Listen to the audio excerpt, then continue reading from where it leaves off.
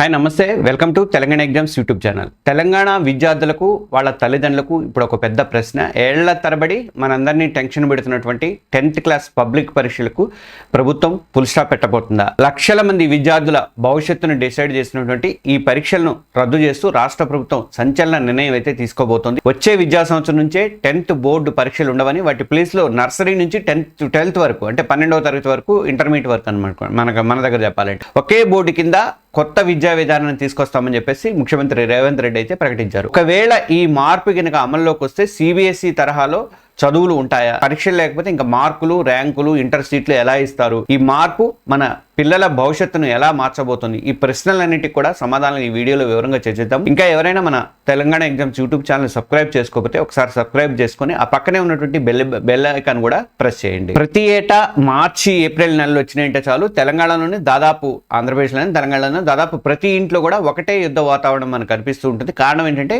10th public పరీక్షలు. ఇది కేవలం ఒక పరీక్షలాగా ఉండదు, ప్రతి విద్యార్థి కూడా భవిష్యత్తును తేల్చేటువంటి ఒక పెద్ద గండంలాగా మారిపోయింది. పొద్దు నుంచి రాత్రి దాకా కోచింగ్ సెంటర్లలో, స్కూళ్లలో స్పెషల్ క్లాసులు, బట్టి చదువులు, మార్కుల కోసం, ర్యాంకుల కోసం పిల్లల మీద ఎంత ఒత్తిడి ఉంటుందో మనందరికీ తెలుసు. ఈ ప్రెజర్ని తట్టుకోలేక చాలా మంది పిల్లలు మానసికంగా కుంగిపోతున్నారు. కొన్నిసార్లు మనం ఊహించని విషాదాలు కూడా చూస్తూనే ఉన్నాం. ఒక స్టూడెంట్ టాలెంట్ ని కేవలం 3 గంటల ఎగ్జామ్ లో వచ్చే మార్కులతో డిసైడ్ చేయడం కరెక్టేనా? ఈ విధానం విద్యార్థుల్లోని క్రియేటివిటీని, ఆలోచన శక్తిని చంపేసి వాళ్ళని మార్కుల మిషన్లుగా మారుస్తోందని ఎప్పటి నుంచో ఎంతో మంది విద్యా నిపుణులు అయితే ఆందోళన అయితే వ్యక్తం చేస్తున్నారు. 10th లో వచ్చిన మార్కులతోనే ఇంటర్లో గ్రూపులు కానీ, మంచి కాలేజీలో సీట్ ని నిర్ణయిస్తున్నట్లు ఈ టెన్షన్ అంటే ఇంకా పెరిగిపోతుంది. తల్లిదండ్రుల ఆశలు కానీ, సమాజం యొక్క అంచనాలు ఇవన్నీ కూడా విద్యార్థుల మీద మోయలేనటువంటి భారంగా మారిపోయినాయి. ఈ మార్కుల పరుగులో అసలైనటువంటి చదువు, జ్ఞానం అనేది వెనక్కి వెళ్ళిపోతుంది. బహుశా ఈ సమస్యలన్నింటినీ గుర్తించే విద్యా వ్యవస్థలో మార్పుల గురించి ఇప్పుడు తీవ్రమైనటువంటి చర్చ అయితే జరుగుతుంది. ఈ ఏళ్ల నాటి సమస్యకు పరిష్కారంగా విద్యార్థులపై పరీక్షల భారాన్ని తగ్గించే లక్ష్యంతో 10వ తరగతి బోర్డు పరీక్షలు రద్దు అని విప్లవాత్మకమైనటువంటి ఆలోచన ఇప్పుడు బలంగా అయితే వినిపిస్తుంది. ముఖ్యమంత్రి రేవంత్ రెడ్డి ఆల్రెడీ నిన్న ప్రకటన కూడా చేశారు. వచ్చే విద్యా సంవత్సరం నుంచి ఈ మార్పును అమలు చేయాలని చెప్పేసి ప్రభుత్వం భావిస్తున్నట్లుగా అయితే మనకి అర్థమవుతుంది. దీని ప్రధాన ఉద్దేశం ఏంటంటే ప్రస్తుతం వేరువేరుగా ఉన్నటువంటి 10th బోర్డు కానీ, ఇంటర్ బోర్డు కానీ రెండింటినీ కూడా కలిపేసేసి నర్సరీ నుంచి 12th వరకు, 12వ తరగతి వరకు ఒకే ఏకీకృత విద్యా విధానం అంటే యూనిఫామ్ ఎడ్యుకేషన్ సిస్టమ్ని తీసుకురావాలని చెప్పేసి భావిస్తున్నారు. ఇదే కనుక జరిగితే విద్యార్థులు తమ చదువును 10వ తరగతి దగ్గర ఒక బ్రేక్లా కాకుండా 12వ తరగతి వరకు అంటే 12th వరకు కూడా కంటిన్యూగా నిరంతరాయంగా కొనసాగించడానికి అనేది వీలైతే పడుతుంది. ఇప్పుడు సిబిఎస్లో అలాంటి విధానమే ఉంది. ఈ మార్పు అనేది జాతీయ విద్యా విధానం అంటే ఎన్ఈపి 2020 స్ఫూర్తితో మన చదువులను అంతర్జాతీయ స్థాయికి తీసుకువెళ్ళేటువంటి ప్రయత్నంలో ఒక భాగం అయితే అవుతుంది. దీని లక్ష్యం ఏంటంటే పరీక్షల భారం అనేది తగ్గాలి, బట్టి చదువులు పోవాలి, బట్టి పట్టడం అనేది పోవాలి అసలు. అలాగే పిల్లల స్కిల్స్కి ప్రయారిటీ అనేది ఇవ్వాలి.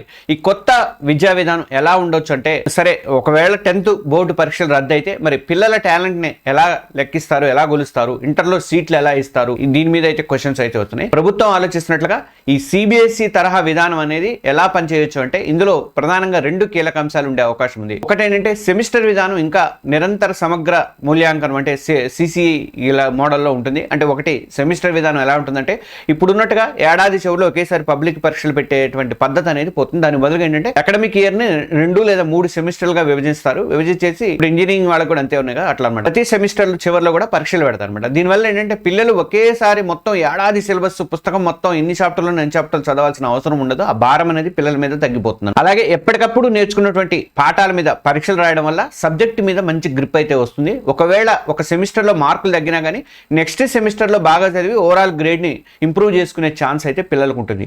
ఇది పిల్లల్లో ఒత్తిడిని చాలా వరకు తగ్గించే అవకాశం అయితే ఉంటుంది. రెండోది ఏంటంటే నిరంతర సమగ్ర మూల్యాంకనం అంటే సిసిఈ అంటే ఈ కొత్త విధానంలో ఏమవుతుందంటే ఇదే అత్యంతమైనటువంటి కీలకమైన పాయింట్. ఈ సిసిఈ అనేది ఇక మీద స్టూడెంట్ టాలెంట్ ని కేవలం పెన్ను పేపర్ తో రాసేటువంటి పరీక్షలతో అంచనా వేరు, విద్యార్థి ఓవరాల్ డెవలప్మెంట్ కూడా వాళ్ళు పరిగణలోకి తీసుకుంటారు. ఇందులో భాగంగానే మనకు ఫార్మేటివ్ కానీ, సమ్మేటివ్ అసెస్మెంట్స్ ఇట్లాంటివన్నీ ఉంటాయి. ఉదాహరణకు మొత్తం ఒక 100 మార్కులకు ఒక పేపర్ ఉందనుకోండి, ఆ పేపర్లో 40% మార్కులు ఏంటంటే ఇంటర్నల్ అసెస్మెంట్కి ఇస్తారు. మిగిలిన 60% మార్కులు ఏం చేస్తారంటే సెమిస్టర్ ఫైనల్ ఎగ్జామ్కి కేటాయిస్తారు అనమాట. ఈ 40% ఇంటర్నల్ మార్కులను ఎలా లెక్కిస్తారంటే ప్రాజెక్ట్ వర్క్లు చేపిస్తారు. పిల్లలు చేసేటువంటి ప్రాజెక్ట్ వర్క్లు కానీ వాటిలో చూపించేటువంటి క్రియేటివిటీకి మార్కులు వేస్తారు. అలాగే అసైన్మెంట్స్ ఉంటాయి, వాళ్ళు సబ్మిట్ చేసేటువంటి అసైన్మెంట్ లో క్వాలిటీ ఉంటే దానికి మార్కులు పడతాయి. అలాగే క్లాస్ రూమ్ పార్టిసిపేషన్ ఉంటుంది, క్లాస్ లో డిస్కషన్ లో ఎంత యాక్టివ్ గా ఉన్నారు, ఎలాంటి ప్రశ్నలు అడుగుతున్నారు, ఇలాంటివి కూడా వాళ్ళు కన్సిడర్ చేస్తారు. అలాగే క్విజ్లు పెడతారు, స్లిప్ టెస్ట్లు పెడతారు. అంటే ఎప్పటికప్పుడు పెట్టేటువంటి చిన్న చిన్న టెస్ట్లలో వాళ్ళ పెర్ఫార్మెన్స్ ఎలా ఉంది,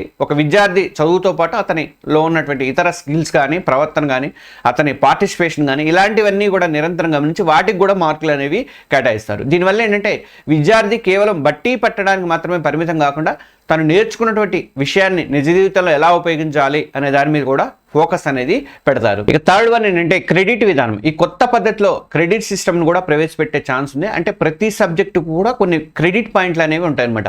ఆ కోర్సును పూర్తి చేస్తే స్టూడెంట్ క్రెడిట్లను పొందుతాడు. అలాగే 12th ఎగ్జామ్ అంటే 12వ తరగతి కంప్లీట్ అయ్యేసరికి, మన భాషలో చెప్పాలంటే ఇంటర్మీడియట్ సెకండ్ ఇయర్ అయిపోయేసరికి కావాల్సినన్ని క్రెడిట్లు సంపాదించాల్సిన అవసరం ఉంటుంది. ఇది హైయర్ ఎడ్యుకేషన్లలో ఇప్పటికే అమల్లో ఉంది, ఇంజనీరింగ్ వాటిలలో అమల్లో ఉందన్నమాట. దీనివల్ల ఏంటంటే భవిష్యత్తులో పిల్లలకు నచ్చినటువంటి సబ్జెక్టును ఎంచుకునేటువంటి స్వేచ్ఛ కూడా పెరిగే అవకాశం ఉంటుంది. ఈ మార్పులన్నీ మరి నిజంగా రాబోతున్నాయా? ముఖ్యమంత్రి రేవంత్ రెడ్డి స్వయంగా ఈ సంస్కరణ గురించి మాట్లాడారు కాబట్టి, అంటే ఈ విద్యార్థుల మీద ఒత్తిడి తగ్గించి విద్యారంగాన్ని బలోపేతం చేయడమే తమ ప్రభుత్వ లక్ష్యం అని చెప్పేసి ఆయన అన్నారు. ఈ సంస్కరణల రూపకల్పన కోసం ప్రభుత్వం ఇప్పటికే ఒక నిపుణుల కమిటీని కూడా ఏర్పాటు చేసి వాళ్ళ నివేదికను కూడా చేపట్టింది. ఆ నివేదిక ఆధారంగా పూర్తి స్థాయి విధి విధానాలు ఖరారు చేసే ఛాన్సెస్ అయితే ఉన్నాయన్నమాట. సిబిఎస్ఈ, ఐసిఎస్ఈ బోర్డుల స్కూళ్లలో ఇలాంటి నిరంతర మూల్యాంకన పద్ధతులు అనేవి ఉంటాయి, సిసిఈ పద్ధతులు ఉంటాయి. కాబట్టి ఇప్పటికే అయితే సక్సెస్ఫుల్గా నడుస్తున్నాయి. ఇప్పుడు అదే క్వాలిటీతో ఒత్తిడి లేనటువంటి ఎడ్యుకేషన్ని మన ప్రభుత్వ ప్రైవేటు స్కూళ్లలో విద్యార్థులందరికీ కూడా అందించాలని చెప్పేసి ప్రభుత్వం అయితే లక్ష్యంగా పెట్టుకున్నట్లు మనకి కనిపిస్తుంది. మొత్తం మీద చూస్తే తెలంగాణ విద్యా వ్యవస్థ ఒక పెద్ద మార్పు ముందు నిలబడిందని చెప్పేసి చర్చ అయితే జోరుగా నడుస్తుంది. 10వ తరగతి పబ్లిక్ పరీక్షలు రద్దు చేయడంతో పాటు సెమిస్టర్ విధానం ప్రవేశపెట్టడం, అలాగే సిసిఈ లాంటి ప్రతిపాదనలు ఇవి గనక నిజంగా అమలైతే మాత్రం అది మన చదువుల యొక్క రూపురేఖలను మార్చేస్తుంది. నిజంగా బట్టేటువంటి ఆ చదువుల స్థానంలో క్రియేటివ్ థింకింగ్ కానీ, మార్కుల కోసం పరుగులు పెట్టే స్థానంలో స్కిల్ డెవలప్మెంట్కి కూడా వాల్యూ అనేది పెరుగుతుందని చెప్పేసి విద్యావేత్తలు అయితే చెప్తున్నారు. విద్యార్థులు భయంతో కాకుండా ఇష్టంగా చదువుకునేటువంటి వాతావరణం అయితే ఏర్పడుతుంది. ఈ మార్పు మీద కొన్ని డౌట్స్ కానీ, సవాళ్లు కూడా ఉన్నాయి. పల్లెటూళ్ళలో మరి దీన్ని ఎట్లా అమలు చేస్తారు, టీచర్లకి సరైనటువంటి ట్రైనింగ్ ఏమైనా ఇస్తారా అనేది ఒకటి. తర్వాత ఇంటర్నల్ మార్కుల విషయంలో కూడా ట్రాన్స్పరెన్సీ ఉంటుందా లేదా, అలాంటి ప్రశ్నలు అయితే ప్రభుత్వం నుంచి ఒక స్పష్టమైనటువంటి సమాధానాలు అయితే రావాల్సి ఉంది.